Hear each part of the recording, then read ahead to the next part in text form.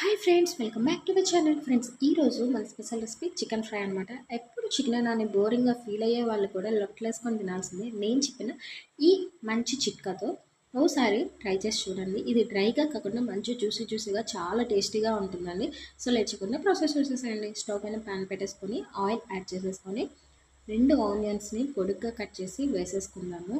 And universal చిట్కా అయితే ఒకటి ఉంది కదా, కాస్త సాల్ట్ అండ్ కొద్దిగా పసుపు కూడా మనం యాడ్ చేసేసుకుంటే ఆనియన్స్ అనేవి తొందరగా ఫ్రై అయిపోతాయండి. సో నేను కూడా పసుపు అండ్ సాల్ట్ యాడ్ చేసేసుకొని కాసేపు మగ్గనిచ్చాను.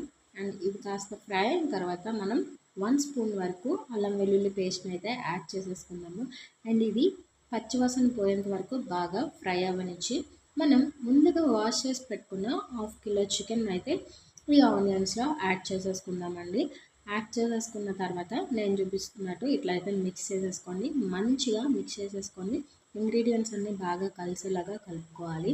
అండ్ ఇప్పుడు మనం ఫ్లేమ్ అనేది హైలో పెట్టుకొని మూత పెట్టేసుకొని ఒక 5 మినిట్స్ పాటు వెయిట్ చేయాలండి. సో 5 మినిట్స్ తర్వాత చూడండి, మనకి చికెన్లోని వాటర్ అంతా పైకి వస్తుంది.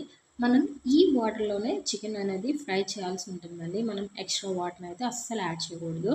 అండ్ ఇప్పుడు మనం ఇంగ్రీడియంట్స్ని అయితే యాడ్ చేసేసుకుందాము. నేను 1 to 1.5 స్పూన్ వరకు సాల్ట్ని అయితే యాడ్ చేసేసుకున్నాను. అండ్ ఆల్రెడీ పసుపు యాడ్ చేసాం కాబట్టి ఇప్పుడు కొంచెం యాడ్ చేసేసుకుంటే సరిపోతుంది. అండ్ 1 to 1.5 స్పూన్ వరకు కారం కూడా యాడ్ చేసేసుకొని ఇవన్నీ బాగా మిక్స్ అయ్యేలాగా కలిపేసుకోవాలండి. చూస్తున్నారు కదా, మంచిగా మిక్స్ చేసేసుకొని మనం ఫ్లేమ్ని లోలో పెట్టుకొని ఇంకో 5 మినిట్స్ పాటు కుక్ చేసుకుంటే సరిపోతుంది. అండ్ చిట్కా వచ్చి మసాలా దినుసులన్నీ వేసుకొని దాంతోపాటు కొద్దిగా నువ్వులు అండ్ ఎండు కొబ్బరి పౌడర్ని అయితే ప్రిపేర్ చేసి పెట్టుకోండి. అండ్ చూస్తున్నారు కదా, చికెన్ అయితే ఇప్పుడు మనకి మ్యాక్సిమం 75% వరకు అయితే కుక్ అయిపోయింది.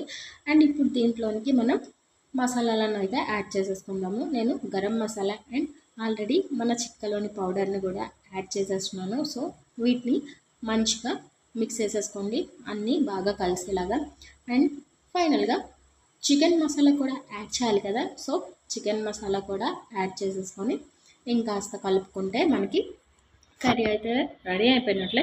సో మనం ఫైనల్ టచ్ కోసం అయితే 2-3 మిర్చీలు అండ్ కొద్దిగా కరివేపాకుని యాడ్ చేసేసి కొంచెం మిక్స్ చేసేసుకొని జస్ట్ 2 మినిట్స్ పాటు వెయిట్ చేస్తే సరిపోతుందండి. మనకి చికెన్ కర్రీ అయితే రెడీ అయిపోయినట్లే.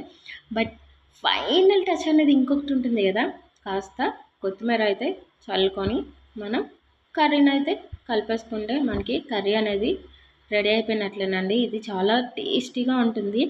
ఇష్టం లేని వాళ్ళు, చికెన్ అంటే బోర్ కొట్టేసిన వాళ్ళు కూడా లొట్టలేసుకొని తినాల్సిందే. అండ్ చూడండి, చూస్తుంటేనే నోరూరిపోతుంది కదా. దీంట్లో ఇంకాస్త టేస్ట్ యాడ్ అవ్వాలంటే మనం అరచక్క నిమ్మరసాన్ని అయితే పిండుకుంటే టేస్ట్ అనేది అదుర్సండి. మీరు ఒకసారి ట్రై చేయండి, తప్పకుండా మీకు నచ్చుతుంది. అండ్ మీరు కర్రీని అయితే ట్రై చేసి తప్పకుండా కామెంట్ చేయండి. Thank you for watching.